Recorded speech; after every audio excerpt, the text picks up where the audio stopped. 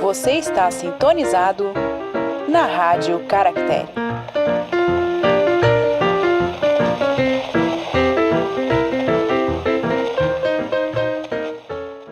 Olá, livrólicos de plantão! Sejam muito bem-vindos a mais um episódio da Rádio Caractere. Eu sou Suzane Madruga. Eu sou Glênio Madruga e hoje eu tô meio mareado. Uia! Episódio de hoje, Navio Negreiro, do poeta dos escravos, Castro Alves. Quem foi Castro Alves? Foi Antônio Frederico de Castro Alves, olha que nome bonitinho. Nascido no dia 14 de março de 1847, falecido em 6 de julho de 1871, com apenas 24 anos de idade, minha gente. Jovenzito. Considerado o poeta dos escravos, como você bem introduziu ele nesse nosso lindo episódio, mas também o poeta republicano, o maior poeta brasileiro, lírico e épico, o poeta social, ou ainda poeta nacional, se não mais, nacionalista, poeta social, humano e humanitário. Fecha aspas. Nascido em uma família de posses, uma família rica, neto do Major Silva Castro, que foi herói da campanha de independência na Bahia, e o avô dele, o Major Silva Castro, colega de armas de Maria Quitéria. Então, se algum de vocês, nossos ouvintes aí, for militar, você sabe a importância de Maria Quitéria no Exército Brasileiro. O pai do Castro Alves era médico e professor universitário, se chamava Antônio José Alves, e o nosso Antônio Frederico iniciou oficialmente a sua carreira literária aos 16 anos de idade. Não perdeu tempo. Estudou Direito em Recife, fez parte da maçonaria, acabou se alistando na campanha de voluntários da Pátria para a Guerra do Paraguai, e isso num momento de exaltação que a campanha de voluntários da Pátria ainda era voluntários, não era voluntários forçados da Pátria, como acabou acontecendo depois, mas em uma caçada em 1868, ele acabou disparando um tiro no calcanhar que levou uma amputação. Dizem que o tiro foi acidental, mas a gente sabe que era comum alguns métodos, alguns artifícios. Para acabar não indo à guerra. Então, de repente, e eu posso estar cometendo aqui uma afronta à história de Castro Alves, mas era tão comum que eu particularmente não duvido que ele tenha gerado esse ferimento para não ir para a guerra, uma vez que o alistamento dele nos voluntários foi uma empolgação de jovem, como aconteceu com tantas outras pessoas nessa mesma época. E agora, já que eu falei de Guerra do Paraguai, momento cachalote, já no início do episódio. O Castro Alves era primo do Dionísio Evangelista de Castro Cerqueira, conhecido simplesmente como Dionísio Cerqueira, que foi herói da Guerra do Paraguai, e depois ministro das Relações Exteriores, ministro da Guerra, ministro da Indústria, Aviação e Obras Públicas. Para você que não conhece Santa Catarina, há um município aqui chamado Dionísio Cerqueira, em homenagem a este senhor. Exatamente, ele trabalhou na delimitação de fronteiras do Brasil com a Guiana, Venezuela, Bolívia e Argentina, e daí essa homenagem no oeste catarinense. E para não ficar chato, final do momento cachalote. Mas tá muito rapidinho esse homem hoje. Falando agora de Castro Alves, vamos entrar então, vamos retomar então o autor dessa obra, o autor desta poesia, deste poema. Dessa obra de arte. Olha, gente, que coisa mais linda. É bonito, triste e deixa a pessoa que leu impactada. Mas falando dele, Castro Alves pertenceu à terceira geração do romantismo brasileiro. Eles gostam de colocar em geração, né? Porque tem a primeira fase, tem a primeira geração, a segunda geração, e ele é dessa terceira geração, que é conhecida como a geração do Condor. Por quê? Por quê? Ou condoerismo, ou geração hugoana. Professora, me ajuda. Por que isso? Primeiro, pegando esse nome geração hugoana. A inspiração para esse grupo, de poetas era o escritor Victor Hugo, escritor francês, que também falava de liberdade, que também falava dos oprimidos. Ele tem uma obra célebre, chamada Os Miseráveis, que fala dessas relações de poder e de miséria. E essa inspiração francesa, não só francesa, mas europeia, traz esse nome de geração hugoana para esse grupo. Mas, no Brasil, a gente conhece como geração Condor, ou condoerismo. Condor tem relação com pássaros que voam alto e enxergam longe. Uhum. E essa geração se pretendia, esses poetas se pretendiam aqueles que voavam alto e enxergavam adiante e diziam, através da poesia, ao homem comum que a liberdade era necessária, que a justiça social era importante e traziam esses relatos, essas informações, essa necessidade de mudança social através da poesia para esses grupos de homens comuns. Ou seja, só aqueles que liam as poesias, as pessoas que precisavam dessa informação. Então, eles consideravam esses pássaros que voam e que vêm adiante, veem mais, e por verem mais, têm mais condições de dizer a quem não enxerga tão longe o que é necessário mudar na sociedade. Pois é, interessante fazer essa contextualização de ideias, que a gente está num ambiente de ebulição do positivismo, de preocupações sociais, todo um desdobramento de pensamentos iluministas. A gente tem a Declaração dos Direitos do Homem e do Cidadão de 1798, aquele negócio de definir direitos individuais e coletivos como universais. Sim, é uma massa de ideias que vai se conformando nesse período. E essa é a década de 60, 70. Então, esse grupo literário, ele traz esse aspecto para a literatura brasileira. Ainda mais para um pessoal que estava num Brasil imperial escravocrata. Exatamente. E aí é que está a questão. Essa geração ela é inspirada em Victor Hugo, em outros poetas, em outros escritores, que falam de liberdade. Na Europa, a defesa era da causa operária e dos camponeses, que sofriam por causa do descaso do poder. No Brasil, era a causa abolicionista e republicana. Por isso que o Glenn falou um pouquinho no começo, que o Castro Alves se dedicava a essa questão da república também. E essa questão vinha muito forte com essa geração romântica, com essa terceira geração romântica. Já vinha uma questão nacionalista lá do começo do romantismo, e nessa geração há esse aspecto político do abolicionismo presente na literatura. Pois é, historicamente a gente não pode esquecer que a ideia de república no Brasil não era nova. Então, Castro Alves está falando de república, ser um defensor da república em 1868, 69, 70, não é novidade. Exato. Já existia um movimento republicano no Brasil na época da independência. E isso, tantas revoluções no período regencial depois, a gente foi ver a própria República Rio-Grandense, na Revolução Farroupilha, e tantas outras iniciativas. A gente não pode esquecer também do que aconteceu em Minas Gerais. Sim, sim. Da Inconfidência Mineira, que foi antes da independência do Brasil. Então, todas essas ideias, elas vinham circulando. E os poetas, os homens das letras, os políticos eram quem difundiam essas ideias, defendiam, combatiam.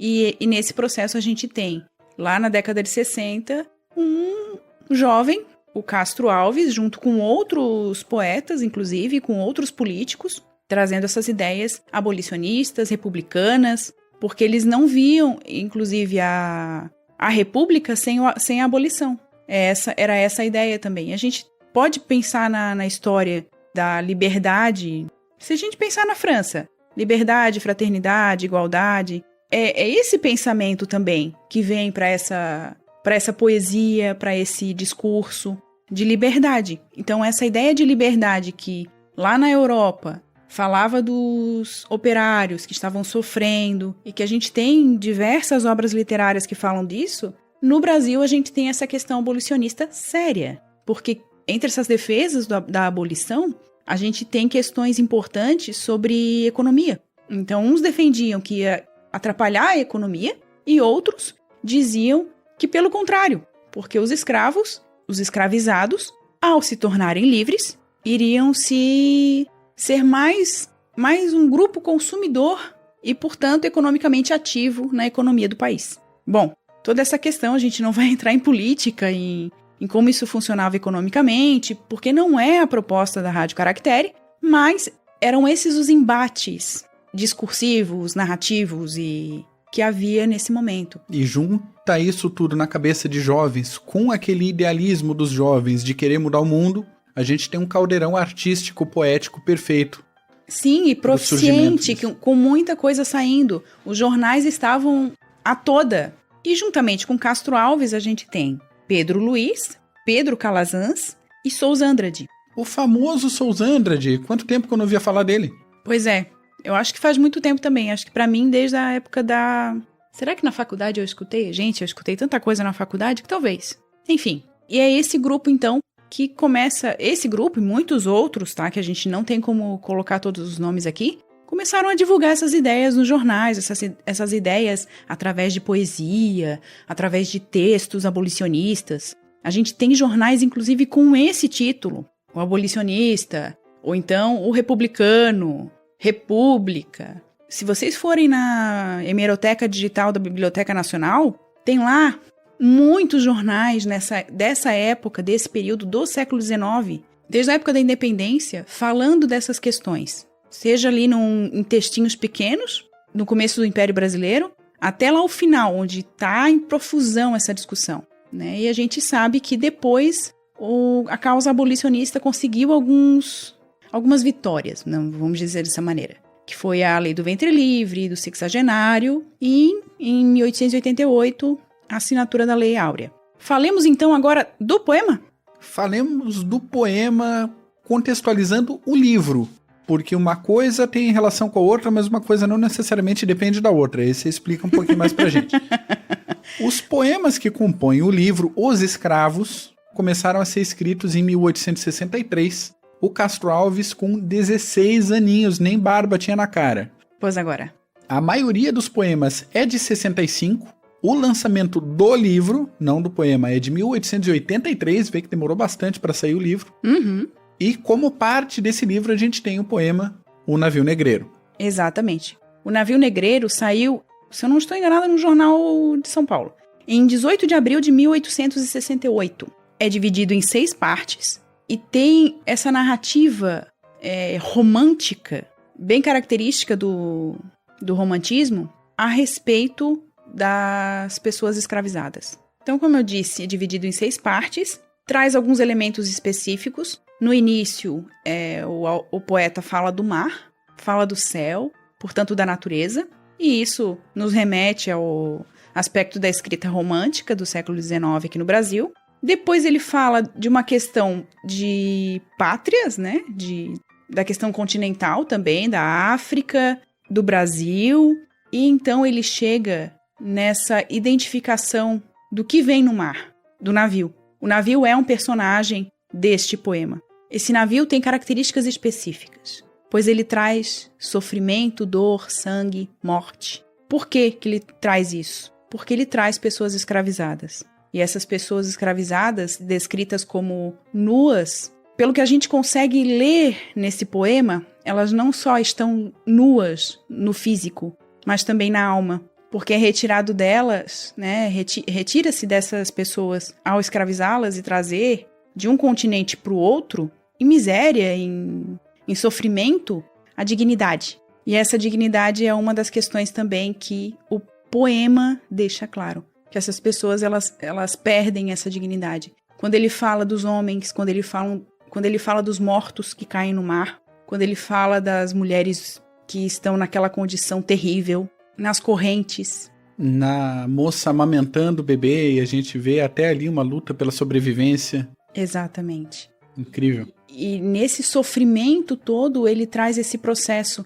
Então, até o sofrimento, ele é um personagem, se a gente pensar bem, no poema. Porque ele compõe essa imagem criada na narrativa do Castro Alves. Então, é um texto belíssimo. A gente não tem como dizer que não. É muito bonito. É muito triste. São quadros tristes que ele coloca um quadro primeiro tão bonito, tão repleto de ufanismo, de um navio, né, pelo mar, e aquele céu, e depois ele vem trazendo, ele vai do céu ao porão no poema. Então ele traz o céu, a beleza, a forma, e depois ele mostra pra gente o que há de sujo, o que há de triste, o que há de doloroso, o que há de sofrimento. Então é um poema que traz todos esses aspectos, respeitando as métricas do período, do romantismo, dos poetas românticos desse tempo. Então traz esse aspecto bem, bem claro nesse poema. E a gente percebe essa questão do ser humano, dessa reflexão assim, Não são eles também seres humanos? Por que eles estão nessa condição? Tem toda uma reflexão muito justa nesse poema e que não tem como não perceber na beleza da linguagem utilizada essa reflexão sobre o sofrimento. E a gente pode ter uma análise dupla, realmente, quando a gente vai ler. É um poema que exige bem mais de uma leitura. Exato. A gente lê a primeira vez para conhecer, saber do que o Castro Alves está falando. Depois a gente lê a segunda vez para pegar coisas que a gente não leu na primeira. Depois a gente lê a terceira vez para pegar sutilezas. E a partir daí a gente vai, a partir da quarta, quinta leitura, começar a entender o que ele quis realmente dizer com aquilo ali. Como a gente fala, já falou algumas vezes aqui na Rádio Caractere, não se contente com pouco. Vai mais fundo. É muito importante o que ele traz no poema, mas é muito importante também como ele faz isso. E a gente pode lembrar que o grande triunfo de um contador de histórias é fazer com que o leitor ou que o ouvinte imagine toda a cena e sinta as impressões que esse contador de história quer transmitir. Que isso toque o leitor. Isso o Castro Alves faz magistralmente bem. Esteticamente, a gente tem métricas longas e métricas curtas alternadas que dão um ritmo, e a gente pode remeter isso ao ritmo das ondas do mar. Exato. A gente tem essas imagens construídas de forma simples. Se a gente for pegar uma prosa, teria todo um desenrolar de adjetivos e parará. O Castro Alves faz isso limpinho, com pouca coisa. Teria uma construção mais complexa se fosse em prosa. Seria necessária uma explicação. Colocaria aquela construção e explica-se o que tem. Na poesia isso não acontece. E aí o Castro Alves pega essa situação de observar de longe, como você falou, do alto, o condor que vê do alto e de longe, se apropria do olhar de um albatroz e vai aproximando. Então essa primeira parte é formada por essas relações harmônicas entre céu e mar. Então a gente pode pensar nessas relações entre o céu e o mar, mas entre o divino e o terreno. Toda uma sutileza que o Castro Alves constrói. E junto com isso, sensações auditivas e táteis que vão ficando mais rudes conforme o poema anda, até pela situação de chegar até o porão de transporte do pessoal. A cena de dança dos escravizados sob chicotadas da tripulação é um negócio que dói na gente, e a gente ouve os chicotes e o bater das correntes enquanto a gente lê o poema. É terrível. Pelo ritmo do poema a gente consegue perceber as chicotadas, né? E dessas chicotadas essa musicalidade. E essa aproximação do ponto de observação vai aumentando esse drama. A construção dessas relações primeiro harmônicas para ser depois contrastantes. Então, o contraste da liberdade dos africanos, que narra um pouco do ambiente natural da África, e depois os porões apertados e os grilhões, né? E termina com uma decepção profunda do observador, vendo que a bandeira no mastro desse navio era a bandeira do Império do Brasil.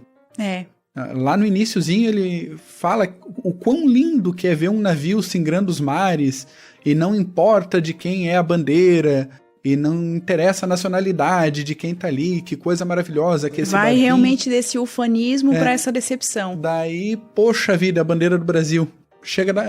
Eu tô arrepiado agora. É realmente um poema de viagem, relatando partida e chegada. Essa percepção de onde vêm esses escravizados e dessa chegada, né, dessa percepção de como chegam esses escravizados no Brasil. E daí vem essa questão desse ufanismo nacional, essa questão do Brasil e do navio, e esse navio como porta-estandarte da bandeira brasileira, e essa chegada decepcionante por esse navio brasileiro estar trazendo pessoas escravizadas em pleno sofrimento. Então, realmente é um poema que vale muito a pena ser lido, relido. Já na primeira leitura, ele nos traz sensações físicas que são até quase... que é difícil dizer como que a gente sente esse poema. E cada um vai sentir de uma maneira, né, em certo sentido, porque depende também do seu conhecimento em relação a esse momento histórico do Brasil. E é muito complicado, então é difícil dizer quanto de sensação a gente tem a respeito disso. É um poema extremamente tocante, extremamente importante para a gente entender o período dessa geração romântica e política, porque aí, não partidária, a gente não está falando só de partidarismo, porque ele era um liberal, ele era considerado um liberal, o Castro Alves. Mas não é só partidária, é político-social, que tem esse viés pela liberdade, pela necessidade da liberdade. Ele se coloca mesmo como um condor, como aquele pássaro que diz o que ele está vendo adiante, e essa necessidade de que a população comum também veja. Enfim, a gente não tem como terminar esse episódio sem sugerir fortemente a leitura deste poema de Castro Alves. É um poema super curtinho, não vai ter link de associado da Amazon hoje, a gente poderia colocar link, a gente é associado, todo aquele esquema de porcentagem, barará, você conhece. Mas a gente vai deixar o link dominiopublico.gov.br, então é domínio público, tá de graça na internet. E para quem tiver interesse de ir um pouquinho mais longe, vou ver se eu acho o link para colocar também do poema Das Sklavenschiff, também O Navio Negreiro, do poeta Heinrich Heine, de 1853-1854. Aproximadamente a publicação desse poema, que serviu também de inspiração para o próprio Castro Alves construir o navio negreiro dele. Então a gente não está falando que é cópia, não está falando que é plágio, nada disso. A gente precisa entender que essas construções literárias, elas se fazem, elas são produtos de referências, de influências. Então, como a gente falou, ele era extremamente influenciado por Victor Hugo, e pela obra do Victor Hugo a respeito da liberdade, da necessidade de fraternidade humana. Victor Hugo, Lord Byron, Lamartine. Exato. A literatura está toda amarrada, se conversa. Exato. Então, tem essa referência do poeta alemão e tem outras referências também. E outras referências que provavelmente a gente nem tem notícia. Com certeza. Né? Porque há muita coisa a ser descoberta ainda no século XIX que a gente ainda não tem referência. Se você conhece outras obras que falam desse poema do Castro Alves ou da vida dele, quer deixar nos comentários, lá no YouTube, ou entrar em contato com a gente, na descrição do episódio tem todos os nossos contatos e redes sociais. É isso por hoje então, obrigado por acompanhar a gente mais uma semana. Se você gostou desse episódio, compartilha com alguém que você acha que vai gostar também. E tá ouvindo a gente, marca aí no comentário, #SetembroBrasil, o mês da literatura brasileira aqui na Rádio Caractere. Exatamente. Muito obrigada pela audiência. Pega um livro, relaxa o corpinho e até a próxima.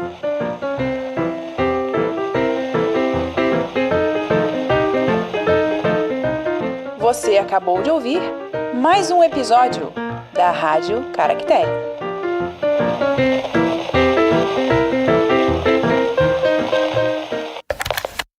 Este podcast faz parte da Podcast E. Conheça os demais podcasts acessando podcast.com.br.